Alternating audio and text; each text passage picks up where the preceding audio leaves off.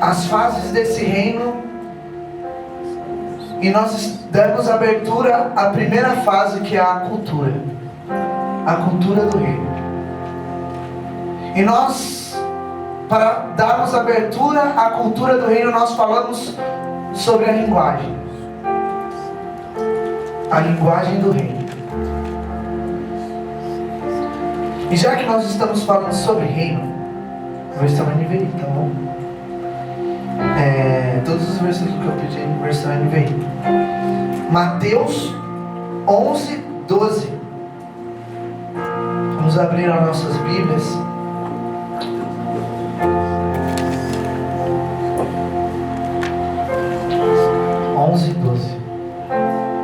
Capítulo 11, verso 12.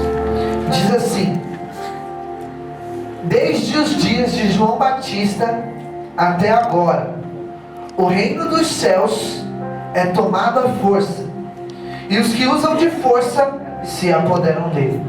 Repita comigo: desde os dias de João Batista até agora, o reino dos céus é tomado à força. Nós podemos entender que até aí não havia uma propagação sobre esse reino. Mas aí surge um homem no deserto, com vestes de camelo, com cinto de couro, um sacerdote que de uma certa forma tinha uma diferença muito grande dos outros sacerdotes. E ele começa a pregar o evangelho, dizendo: arrependei-vos, porque é chegado até vós o reino dos céus. O primeiro homem a pregar sobre o reino de Deus chegado na terra, João Batista. E o interessante é que pelo que nós falamos onde as vestes que ele vestia, a comida que ele comia e o lugar onde ele morava. E sabe o que era mais interessante, irmãos? Eu perguntei assim para os irmãos na semana passada: você iria numa célula que o cara se veste com roupa de camelo, que o cara come grilo, gafanhoto, mel silvestre, e que o cara mora lá no deserto? Você iria? As pessoas iam até lá, porque ele não tinha uma linguagem natural, porque ele não tinha uma linguagem humana, porque ele não tinha uma linguagem que era da carne, mas uma linguagem espiritual, que era a linguagem do reino de Deus. E isso contagiava as pessoas para ir lá, contagiava as pessoas para querer ver, ouvir, aprender com aquele homem. Se convertiam pessoas por causa daquela mensagem. Mas era só ele? Não. Jesus por um tempo estava pregando, e as pessoas ficaram 3 dias sem comer, ouvindo a mensagem de Jesus. Porque Jesus não tinha uma linguagem da terra, ele tinha uma linguagem do céu. E a linguagem do céu contagia as pessoas elas sempre vão querer mais. Isso está, porque isso acontece com a linguagem do reino. Porque em Amós capítulo 8, verso 11 diz que vai haver um tempo, que haveria um tempo que as pessoas teriam fome e sede, mas não uma fome e uma sede de pão e de água, mas uma fome e uma sede da palavra de Deus. E nós vemos isso se cumprindo, porque as pessoas achavam mais importante a necessidade espiritual do que a necessidade carnal. Também cumprindo aquele versículo que o próprio Jesus usou para rebater contra Satanás no deserto, dizendo assim: nem só de pão viverá o homem, mas de toda a palavra que sai da boca de Deus. Então, se nós pegarmos isso, nós vemos que o reino de Deus, ele contagia. A linguagem do reino de Deus, ela contagia as pessoas.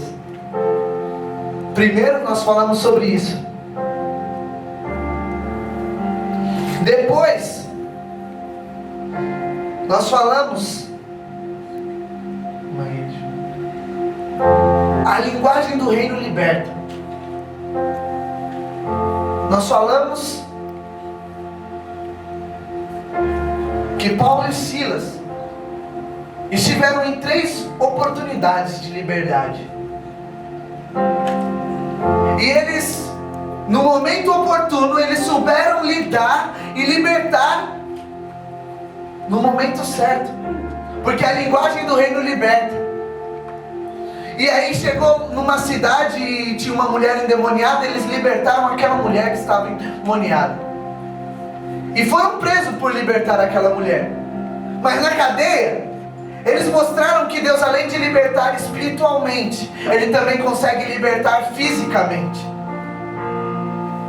E as cadeias, os alicerces daquele cárcere se romperam. E a terceira libertação, que foi a libertação emocional daquele carcereiro que estava prestes a se matar, com o seu emocional abalado, mas Deus também trouxe liberdade, porque a linguagem do reino de Deus, ela liberta em qualquer situação.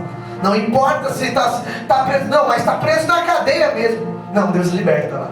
Ah, não, mas está preso espiritual por demônios. Não, Deus liberta lá também. Ah, mas o emocional está ferido, está magoado, está triste. Deus liberta aí também. Aonde precisa de libertação, Deus liberta. A palavra diz em João 8,32: conhecereis a verdade e a verdade vos libertará.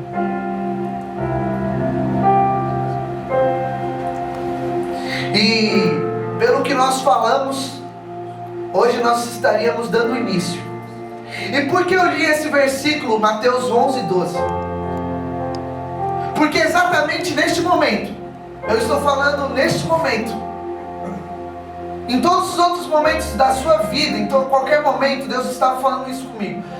Na semana, eu falei, caramba Deus, é uma mensagem muito profunda, é um tema muito profundo falar sobre o seu reino. Jesus pregou sobre o reino, João Batista pregou sobre o reino, os discípulos pregaram sobre o reino. Pedro, quando se levantou cheio do Espírito Santo, ele falou, arrependei-vos e convertei-vos, porque é chegado até vós o reino dos céus. Então, é uma coisa muito profunda. Mas Deus falou comigo, David, há uma guerra travada para que as pessoas não recebam e não entendam esse reino.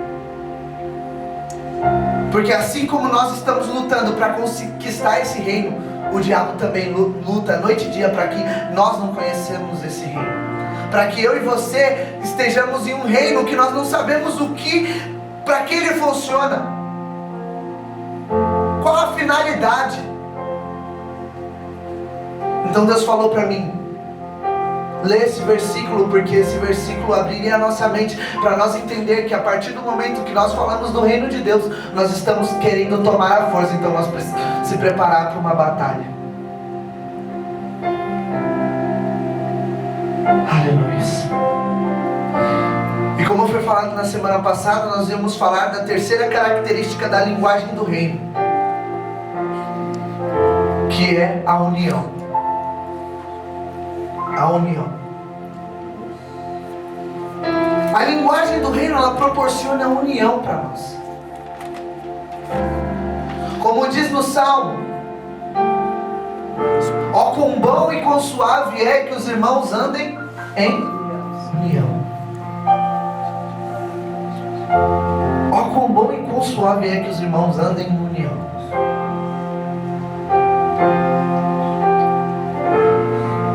Para nós entrarmos nesse assunto, eu gostaria de estar dando início lendo em Gênesis capítulo 11, verso 1. Gênesis 11, 1. Nós vamos ler do 1 ao 9. Rapidinho.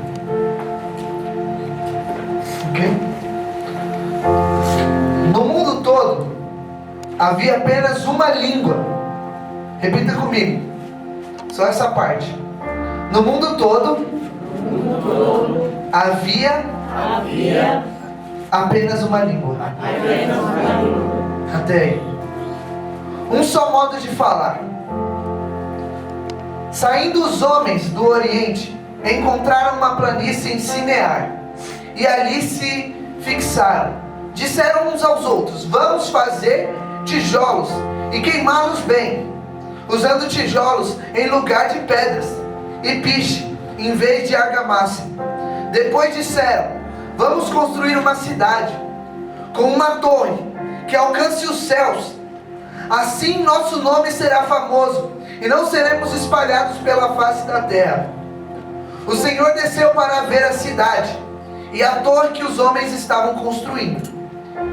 E disse o Senhor, esse versículo 6 é muito profundo. E disse o Senhor, não foi homem nenhum que disse, mas foi o Senhor: eles são um só povo e falam uma só língua. E começaram a construir isso. Em breve nada poderá impedir o que planejam fazer. Venham, desçamos e confundamos a língua que falam, para que não entendam mais uns aos outros. Assim o Senhor dispersou dali por toda a terra. E pararam de construir a cidade. Por isso foi chamado Babel, porque ali o Senhor confundiu a língua de todo o mundo. Dali o Senhor os espalhou por toda a terra. Aleluia. Como eu falei, nós vamos falar sobre união. A língua, ela une as pessoas. Mas, para nós entendermos como ela une, nós temos que entender o como houve uma separação primeiro. E é muito profundo aqui, porque a Bíblia cita que aqueles homens encontraram um lugar para morar, acharam aquele lugar belo. Falaram: nossa, vamos morar aqui. Mas não vamos só morar aqui. Vamos construir e edificar uma cidade por aqui. E uma torre. Uma torre bem alta. Para que nós não sejamos espalhados. Para quando a gente estiver longe, a gente mora ali, ó. É onde tem aquela grande torre. E o que me chama a atenção é o verso 6. O que me chama a atenção é o verso 6. Porque olha o que ele disse. O próprio Deus diz: e disse o Senhor, eles são um só povo e falam uma só língua. E começaram a construir isso.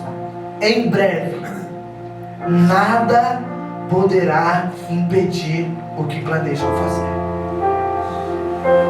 Sabe o que Deus estava dizendo ali?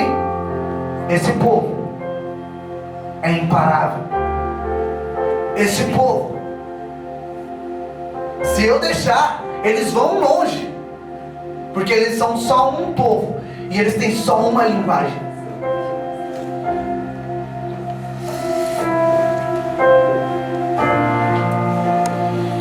Um povo imparável, um povo com uma linguagem só. O próprio Deus estava dizendo isso daquele povo. Então, o próprio Deus teve que intervir naquele lugar, teve que intervir naquela situação e fazer e diferenciar as línguas deles, para que houvesse uma divisão, para que eles não conseguissem mais caminhar junto, para que houvesse um conflito, para que eles não conseguissem mais entender um ao outro.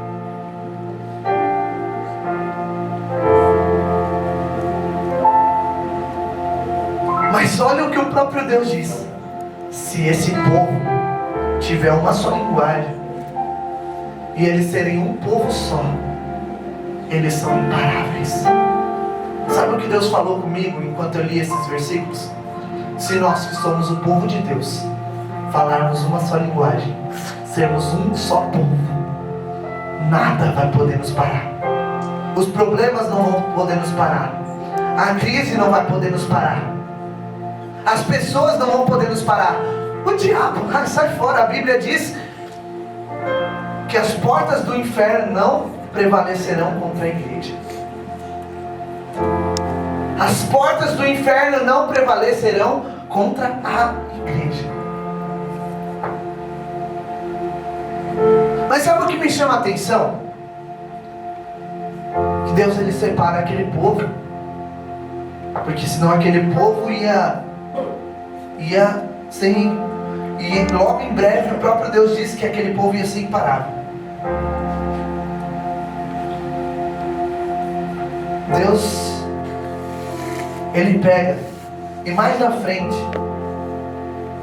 quando ele vai falar com Abraão, ele fala: ei, eu quero falar com todo o povo através de você. Mas se nós pegarmos o contexto, peraí, se Deus quisesse falar com todo o povo, ele poderia falar antes que era todo mundo mas só ficaria mais fácil, não ficaria? Não ficaria mais fácil se não existisse o inglês, só existisse o português? Não ia ser mais fácil se existisse só o português, fora o espanhol? E não seria mais fácil para a gente pregar para os outros países? Seria mais fácil. Mas é aí que está. Deus ele queria usar, porque a linguagem do céu, ela está além disso. Ela está além do dialeto. Se você falar português, se você fala inglês. Não, a linguagem do reino, quando ela é incutida em nossas vidas, acontece o que aconteceu em Atos 2. Olha só o que aconteceu em Atos 2. Atos 2, 4.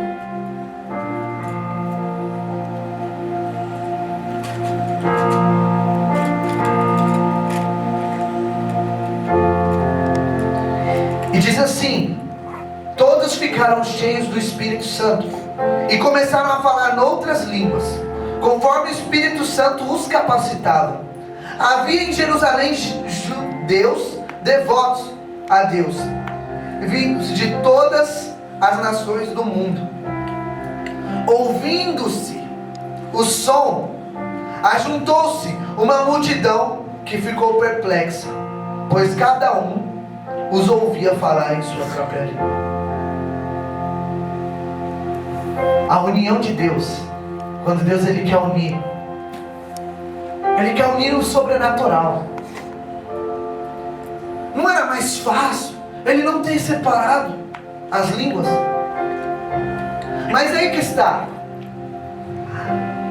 A confusão das línguas, ela não está só no dialeto que a gente... eu falo português, o Felipe também fala português. Mas a coisa das línguas não está aí. A coisa das línguas, até me esqueci. A divisão das línguas, separação, não está aí. Está naquele momento. Meu pai ele fala muito isso. Ele fala assim: você já viu uma pessoa tá perto da outra e eles começam a discutir? E eles começam a falar bem baixinho, né? Não. Eles começam a gritar: não, mas você está errado. Não, mas é você que está errado. Não. E aí começa aquela discussão e um está perto do outro. Mas ali houve uma divisão das línguas. Porque primeiro eles não se entendem. Por que acontece a divisão das línguas? Porque as pessoas estão perto, mas o propósito está longe. As pessoas estão perto, mas o sentimento está longe uma da outra. Não há mais sentimento. Por isso há divisão. As pessoas elas estão longe uma da outra. Aí que começa a desunião. Não é quando houve aquela torre de Babel. Não, pelo contrário, se você for ver, eles estavam unidos. Mas por que Deus separou aquelas línguas? Porque eles estavam unidos pelo propósito errado. Sabe qual é o pior? As pessoas estarem unidas, falando a mesma língua, pelo propósito errado. É o que aconteceu em Babel. Então o próprio Deus teve que confundir. O próprio Deus teve que intervir ali. Teve que criar algo.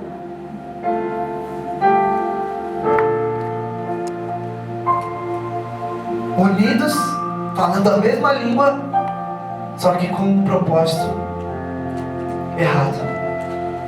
Foi o que aconteceu em Babel. Só que quando Deus nos chama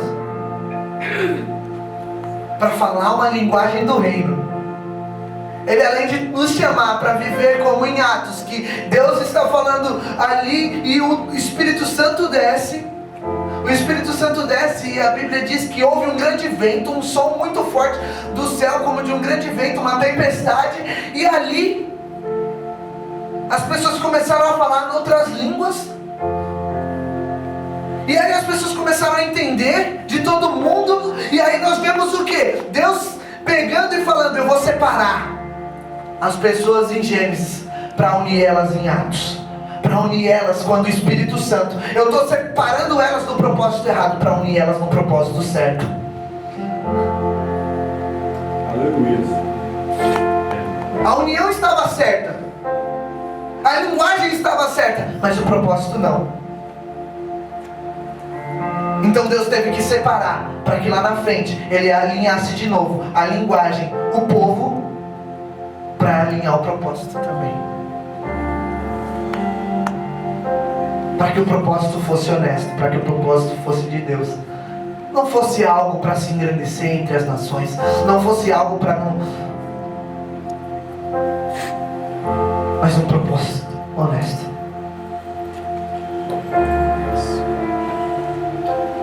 Glória a Jesus. Glória a Deus. E se não houver uma linguagem só no reino de Deus, o que acontece? Eu estou falando numa língua, o Felipe fala em outra língua. Ah, mas os pastores falam outras línguas. Ah, mas os membros da igreja falam outra língua. Todo mundo é diferente um do outro. A Bíblia diz em Mateus capítulo 12, verso 25, que o reino dividido ele subsiste, ele entra em ruína. Uma casa dividida, ela cai.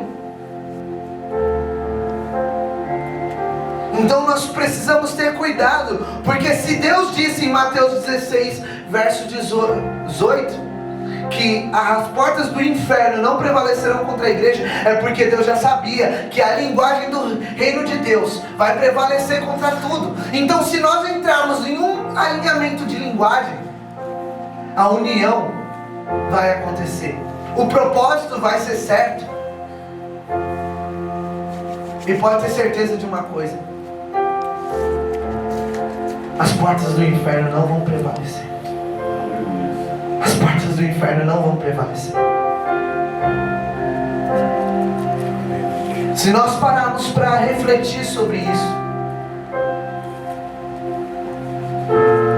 se nós pararmos para refletir, como a porta do inferno, como as ciladas do maligno, como em Efésios diz, né? E nós, para lutarmos, se nós parar aqui e parar para pensar que Deus ele nos dá uma armadura, Ele nos dá uma armadura em Efésios. Uma armadura para quê? Uma armadura primeiro para nós nos defendermos. Uma armadura segundo para nós tomarmos esse reino, que desde o tempo de João está sendo tomado à força. E o que me para e me faz refletir é aquele momento em que a gente para e pensa: ah não, mas o reino de Deus Ele já está aqui. O reino de Deus já está aqui. A gente não precisa lutar mais por ele. Não, a gente agora que precisa lutar. Porque a gente precisa tomar ele. Porque a Bíblia diz que existem principados e potestades, reis, príncipes, governadores que estão ali tentando fazer com que eu e você, e com que às vezes a nossa família, a nossa casa, quem está ao nosso redor, não entenda a graça, o poder que existe nesse reino, que é um poder que contagia, que é um poder que liberta, que é um poder que cura, que é um poder que une a gente. Não haveria, a gente não está aqui para ouvir o David falar, a gente não está aqui para ouvir o Ministério de Louvor cantar, a gente não está aqui para ouvir o Pastor Marcos, a gente está aqui por um motivo, que é ouvir uma linguagem que a gente não ouve quando a gente sai daqui para fora. Que se a gente procurar na terra, a gente vai procurar, e vai ser a mesma coisa que procurar tesouro em lixo, procurar coisas eternas em coisas terrenas.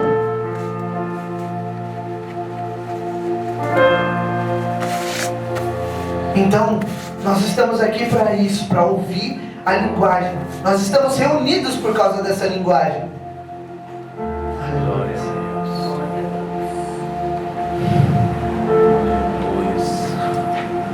Mas existe um problema muito grave entre linguagem, e nesse assunto nós precisamos entrar.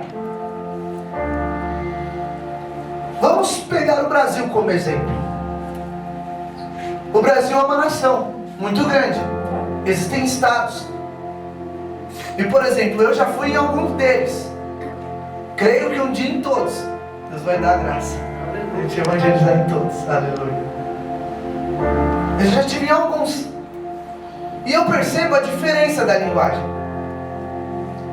Como, em vez de eles chamarem menino lá no Rio Grande do Sul, eles chamam guri. Guri, vem aqui. Então, barra, oxente, umas coisas assim. E no Nordeste, não é levanta, é arriba. Arriba os pés, faz aquilo, pega aquilo outro, entendeu? É uma linguagem. É o português? Deixou de ser o português? Não. Deixou de ser o português? Não. Mas é um dialeto. Mas é o quê?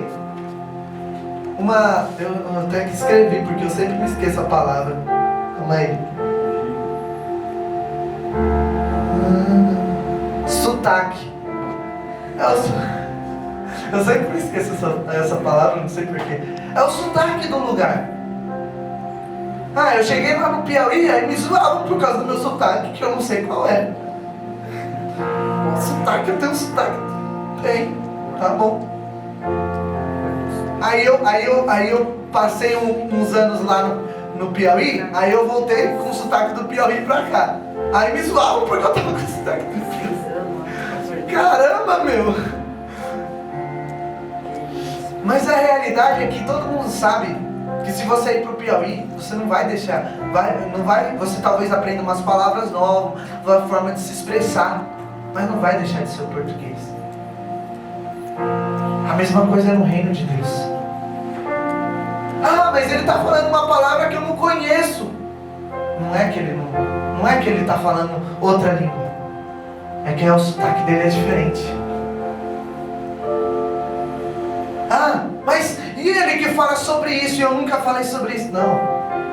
Você tem o seu sotaque. Você fala do reino de Deus da sua forma. Ele fala da dele. Senão nós estamos sendo o quê? Religiosos falando, não, você está errado, você está falando sobre isso. E no meu sotaque não existe isso. No meu sotaque não existe tal palavra. Isso para mim não existe. Isso é grave, irmãos. Porque graças a isso, o diabo tem conseguido fazer algumas coisas que não era para ele estar conseguindo. Por quê? Porque há uma divisão entre a linguagem. Por quê? Porque ele só está falando um sotaque diferente. Não é uma linguagem diferente, é só o sotaque. E a gente estava lá, não, mas essa palavra aqui, a riba não existe em São Paulo. Eu vou bater o pé que não existe, que não pode. Vocês agora são da Argentina, vocês não são do Brasil. Eu vou excluir. O problema é isso, que um reino vai subsistir se ele estiver dividido. E nós estamos andando assim, irmãos, às vezes, divididos por uma ideia diferente, divididos por uma coisa que, eu acho isso, eu acho aquilo. Todo mundo acha alguma coisa. Se a gente fosse perguntar o que todo mundo acha aqui, talvez teria coisas diferentes. Talvez teriam coisas erradas, coisas certas. Mas quem sou eu? O importante é uma coisa: a linguagem do reino de Deus. Eu estou falando de salvação, então é isso que tem que ser. Se eu estou falando sobre a linguagem do reino de Deus, é o importante. Não importa qual dialeto, qual sotaque eu estou falando. Deus, ele se alegra quando a gente está unido. A gente para de olhar para a pequena frase, para a pequena palavrinha que foi dita, que a gente não concorda, e falar, peraí, eu preciso entender porque ele pensa assim, porque a gente precisa caminhar junto, a gente é um corpo. Eu quero entender porque aí a gente é mão e quer entender porque o pé está no chão, e aí a gente quer excluir o nosso pé porque a nossa mão não toca o chão. Que negócio é esse? Não faz sentido. Meu pé está no chão, tá todo... Que é isso? Não, agora eu vou excluir meu pé, eu vou cortar aqui, porque não faz sentido, meu. Eu sou mão. A mão é certa, o pé é errado.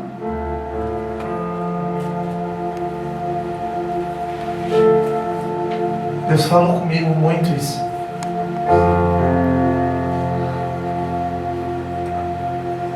Nós podemos ver que o próprio Deus, Ele quer, já faz muito tempo, há 2000 anos atrás, antes da vinda de Cristo, o próprio Deus já tinha falado em Malaquias, capítulo 4, do verso 5 e o verso 5 e 6, que Ele iria fazer algo sobre união.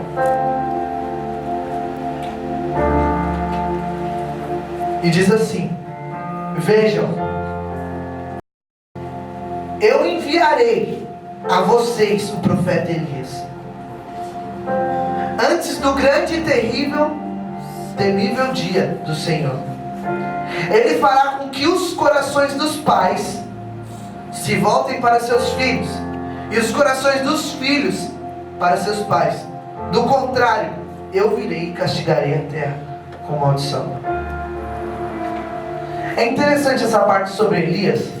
Sabe por quê? Porque um dia foram perguntar sobre quem era João Batista para Jesus.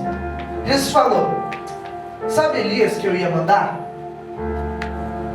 É ele. Mas eu vos digo uma coisa: ele ainda virá. O Elias já veio, mas ele ainda vai vir de novo. Então é uma profecia dupla. Vai acontecer duas vezes. Primeiro aconteceu com João Batista, uma pessoa. Eu acredito que João Batista, ele fez muita coisa. A Bíblia diz que ele batizou. A Bíblia diz que ele falava e as pessoas iam até o deserto para falar com ele, para ver o que ele estava falando. Mas aí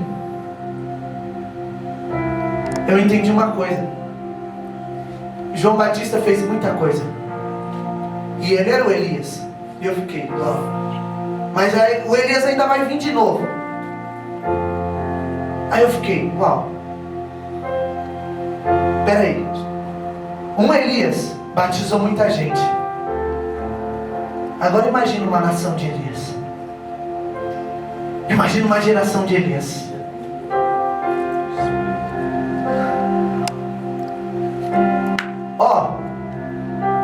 Um Elias foi capaz de clamar fogo do céu, e 450 profetas de Baal foram queimados. Um Elias. Imagina 2. 900. Imagina 4. 1.800 profetas de Baal seriam queimados. Imagina uma nação. Não tem nem conta. Porque Deus, Ele ia extinguir a iniquidade, ia extinguir a idolatria. E Deus ia levantar um altar de adoração fixo para somente um Deus. Somente um rei, que é Jesus, que é Deus. Foi o que o profeta Elias fez sozinho. Eu acredito que o próximo Elias que vai vir não vai ser uma pessoa, vai ser uma geração. Eu fico imaginando as pessoas daqui como Elias. O Felipe, um Elias de Deus aí. A Saraane, a irmã Rayane, a tia Tati, a irmã Meire, o irmão Mauri, clamando pelo fogo. Um fogo. E o fogo vinha mostrar para esse povo que Deus é Deus. Sabe o que aconteceu naquele dia quando Elias clamou o fogo do céu? Todo mundo, toda aquela nação que estava em iniquidade, estava em pecado, reconheceu que só existia um Deus, e é o Deus de Elias. Aleluia. Nós simbolizamos uma nação. Se cada um ser um Elias de Deus aqui, vão haver milhares, vão haver milhares de pessoas, bilhares de pessoas salvas, porque nós não vamos alcançar uma nação.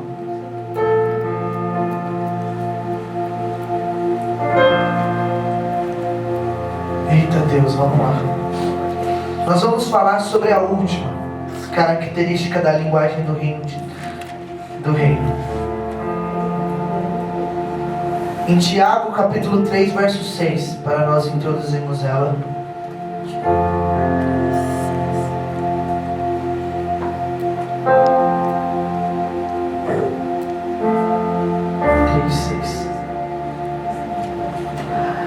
Diz assim: assim também a língua é um fogo, é um mundo de iniquidade colocada entre os membros do nosso corpo, contaminada a pessoa por inteiro, incendeia todo o curso de sua vida, sendo ela mesmo incendiada pelo inferno.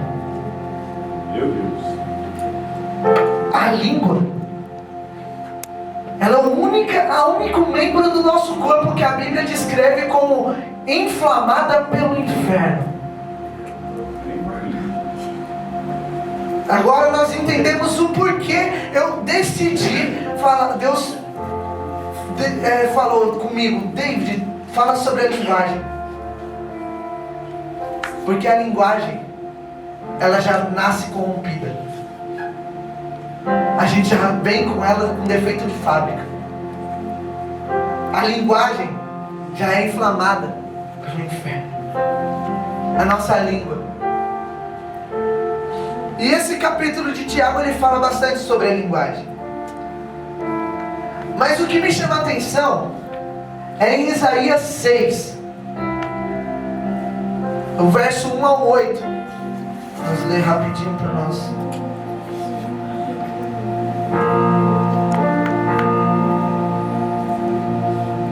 Verso 1 ao 8. Diz assim: no ano que o rei Uzias morreu, eu vi o Senhor assentado num trono, alto e exaltado, e a aba de sua veste enchia o templo. Em cima dele estavam serafins, cada um deles tinha 6 asas, com 2 cobriam o rosto, com 2 cobriam os pés, e com 2 voavam. E proclamavam uns aos outros: Santo, Santo, Santo é o Senhor dos exércitos. A terra inteira está cheia da sua glória. Ao som das suas vozes, os batentes das portas tremeram, e o templo ficou cheio de fumaça. Então gritei: ai de mim, estou perdido, pois sou um homem de lábios impuros e vivo no meio de um povo de lábios impuros. Os meus olhos viram o Rei, o Senhor dos Exércitos. Logo um dos serafins voou até mim, trazendo uma brasa viva que havia tirado do altar, com uma tenaz. Com ela tocou a minha boca e disse: veja, isto tocou os seus lábios, por isso a sua culpa será removida, e o seu pecado será perdoado. Então ouvi a voz do Senhor clamando: quem enviarei? Quem irá por nós? E eu respondi: eis-me aqui, envia-me a mim. Irmãos, eu gosto desse verso para explicar o verso que a gente leu antes.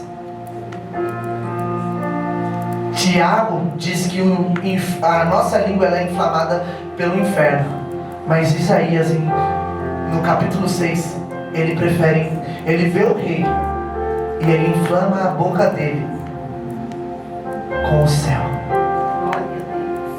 Ele inflama a boca dele com o céu. Tudo por uma simples atitude. Ele reconheceu quem ele era. Ele reconheceu qual era o pecado dele. Ele reconheceu o que ele necessitava, o que ele precisava. Ele: ai de mim que tem os lábios impuros. Sabe por quê? Eu acho interessante isso. Porque se a gente ler do capítulo 5 para trás, Isaías está olhando para o povo. E ele olha assim: eita Felipe, ai de você que engana os outros. Aí ele olha para outra pessoa e fala: ai de você, Sarane, que mente. Meu Deus. E ele fica olhando para o povo e fica julgando e condenando e falando: ai de você que faz aquilo, ai de você que pratica iniquidade, ai de você que faz aquilo outro. E aí ele fica falando do povo, sabe? Só que aí chega no 6, a história muda, porque ele vê o rei. E existe um louvor que a gente canta bastante, né? Na verdade a gente não canta muito, mas é um louvor bem conhecido. Você é um espelho que reflete a glória do Senhor. Então, a realidade é que a gente é um espelho que reflete a glória do Senhor. Isaías, quando olhou para o rei, para o Senhor, quando ele olhou para Deus, ele percebeu que ele não estava refletindo. Entendeu? Ele percebeu que ele não estava refletindo. Então ele automaticamente reconheceu o erro dele.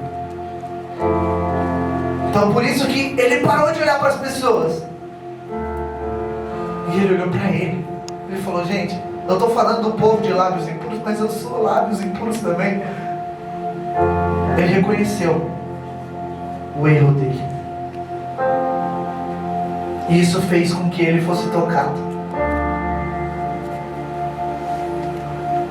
Ele fez com que ele fosse tocado por uma brasa viva do altar. Nós podemos estar inflamados com o inferno, mas se nós reconhecermos, nós realmente vamos ser inflamados com o céu. Essa linguagem é chamada a linguagem do reino. Ela traz fogo para as nossas vidas. Apocalipse 6, 1:6. Apocalipse 1:6 diz assim: e nos constituiu reino e sacerdotes para servir ao seu Deus e Pai. A Ele sejam a glória e poder para todos sempre. Amém. Me chamou a atenção isso, porque Deus, lá no Piauí eu estava numa corrente de oração antes do culto, e Deus falou comigo: ei filho, você é um sacerdote. Eu falei: glória a Deus, fogo na canela, pai. Já fiquei feliz.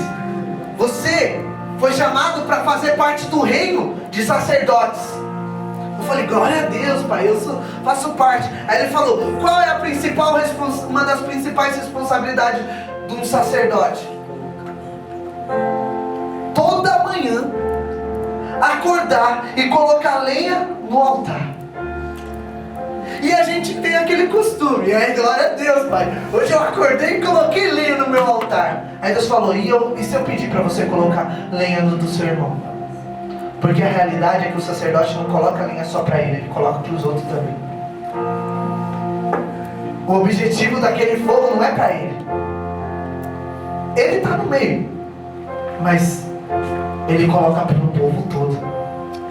Aí Deus falou, para de se enxergar como um altar e veja você como um sacerdote e as pessoas ao seu redor como um altar. E coloque fogo com a linguagem do reino. Coloque fogo, traga fogo para a vida dessas pessoas. Coloque fogo na vida dessas pessoas. Coloque lenha, jogue mais lenha. Se você vê o fogo quase apagando, você coloca lenha. Eu falei, uau. Aí eu já comecei a chorar. A realidade é que ao mesmo tempo que somos sacerdotes, somos altares. Nós temos que enxergar os outros como um altar também, que precisa queimar. Às vezes as pessoas estão perto de você, estão próximas. Você apenas uma vez que você fala sobre o fogo, algo acontece. Algo acontece. Algo imprescindível.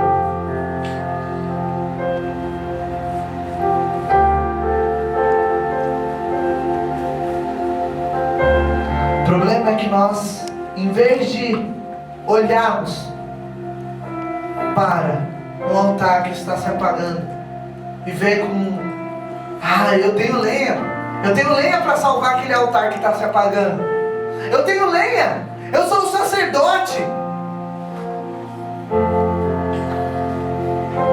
Não. Nós olhamos para aquele altar que está quase se apagando. Já está um foguinho assim. E nós, sabia. Era só um fogo de palha. Sabia. Era só emoção. Era só isso, era só aquilo. E na verdade não era. Na verdade é que a pessoa está precisando de ajuda, ela está precisando de lenha, mas ela não tem força para buscar a lenha. Mas o sacerdote tem.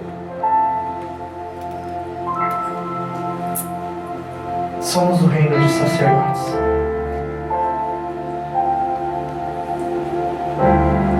Quero te convidar para se colocar de pé, para nós lermos o último versículo da noite. 1 Samuel. Pode se colocar de pé. 1 Samuel, capítulo 3, verso 3.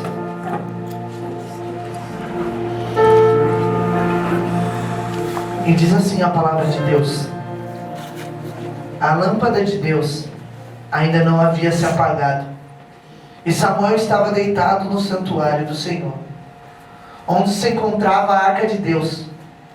Então o Senhor chamou Samuel, e Samuel respondeu: estou aqui. E correu até ele e disse: estou aqui, o Senhor me chamou. Eli, porém, disse: não o chamei, volte e deite-se.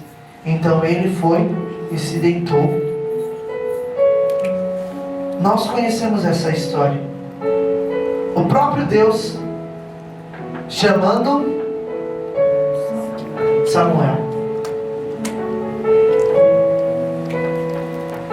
Mas o que nós não paramos para pensar é que a Bíblia diz que a lâmpada de Deus estava prestes a apagar.